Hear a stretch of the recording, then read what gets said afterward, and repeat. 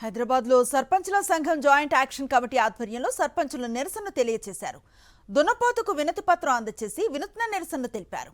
బిల్లులు చెల్లించకుండా రేవంత్ సర్కార్ తమపై వివక్షను చూపుతోందని మండిపడ్డారు. బిల్లులు రాక అనేక మంది సర్పంచులు ఆత్మహత్యలు చేసుకుంటున్నారని ఆవేదన వ్యక్తం చేశారు. ఇప్పటికైనా పెండింగ్ బిల్లులు వెంటనే ప్రభుత్వం చెల్లించాలని డిమాండ్ చేశారు.